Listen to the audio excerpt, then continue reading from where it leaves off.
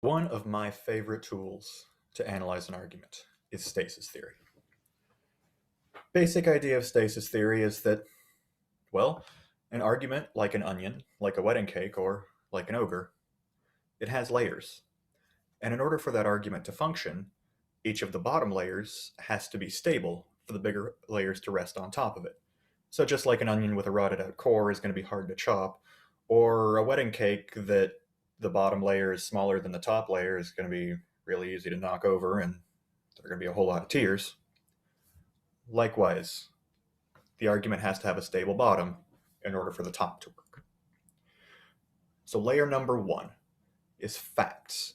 These are the pieces of information that can be directly observed. Um, so, for instance, say we're working on a paper about uh, certain famous individuals. One, there's this guy, Captain America. He's got a shield, he's pretty strong, he's pretty agile, he knows a lot of martial arts, he's a good leader, generally a virtuous character. Iron Man, genius, billionaire, playboy, philanthropist, flies, repulsor blast, limited invulnerability, partial invulnerability, I guess would be a better way to say that. Can make things incredibly well and get himself out of tight spots. Trained in the arts of secrecy, and she's a good spy. Black Widow is very stealthy. She's also good with technology. Um, she's a high level background character. Or then, there's this guy. He's got unbreakable skin, and he's just trying to do his best to clean up Harlem, even though he doesn't really want that job. All of these characters, they've got something in common. We can deal with that at the next level. Right now, all we need to do is look at the facts. There are certain things about these characters that they are there. They exist. These people are out there in a fictional version of New York City. Second level. Second level is actually split in half, so we're going to focus on one half at a time. First half is definitions. For this, let's look at these four. Let's say we're going to make a definition of superhero. What are going to be our relevant facts? Well, the first part of superhero is that it's someone who's super. They have abilities beyond that of a normal human being, whether they are naturally occurring or not. And then a hero, literary definition here, somebody who embodies the values of their culture. Specifically focusing on the United States, then we tend to look at courage, compassion, contemplation. Sacrifice tends to get built into a couple of those pretty well. And generally, working for good rather than for evil. So Captain America, he's got a shield that is basically magical. So that's going to give him the super part by itself, even if he weren't trained to the peak of human endurance and strength and agility.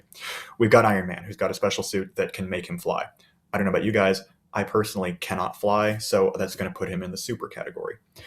Black Widow, on the other hand, she can't do anything that most people cannot do. She's really, really good at a whole lot of stuff, but there are people who work for the FBI or the CIA who can do most of the stuff that she can do on their own. So she may or may not be super. It could be the combination that gives her that definition, but she's going to be a more borderline character than Captain America and Iron Man. As opposed to Loki over here, who is magical. He's literally the child of a frost giant who lives among the gods, so he's going to be beyond that of a normal human being. Looking at the other half of our definition, a hero, someone who is courageous, someone who is compassionate, someone who is contemplative, someone who works as a force for good. Okay, again, Captain America saves New York from aliens, saves the entire world from Thanos. Sure, hero. Not really a whole lot of question there. Iron Man, again, does all the same stuff that Captain America does. Solidly. Hero. Black Widow, definitely working for good. She's been a villain in her past, but whenever she's working with Avengers and S.H.I.E.L.D., then she's doing what she can for the greater good. She demonstrates courage, contemplation, and compassion in great numbers. As opposed to Loki, who may be courageous. He's definitely not very compassionate. He is extremely contemplative, but most importantly, he's not working for the greater good. So At least whenever he's introduced, he's not going to qualify as a superhero. Arguably, by the time we get to the new set of movies, then he may be there, he may not. Again, that puts him in a borderline category. So out of this, our two strongest candidates for what is a superhero are going to be Captain America and Iron Man, and that's where we can make our argument at the values level. The other half of what builds on cause and effect, or builds on facts, are cause and effect. So looking at this one, we can go through and figure out, what are the outcomes of Captain America being in the world? Well, he stopped the Red Skull, he stopped Loki, he stopped Ultron, he stopped the Winter Soldier, he saved a whole lot of people. There would have been death, destruction, chaos all over the place. So based on this, then we can say that the world is a safer or less chaotic place because Captain America is in the world. We would have to get a whole lot more evidence for each of that, but each of those comes from their own movie, so it's not going to be that hard for us to find that evidence. Building on both cause and effect and definition are values, and this is where we really get into some of the tricky stuff, because values are saying that something is, at its core, good or bad. It can also be a comparative. Something is better or worse, or something is the best or the worst. So in order to make a values claim, let's look at our previous example from definitions of Captain America and Iron Man. Which one's the better superhero? Okay, looking at Captain America, looking at Iron Man. Captain America stopped the Red Skull, he stopped Loki, he stopped Ultron, he stopped the Winter Soldier. He's got a whole lot of points on his card.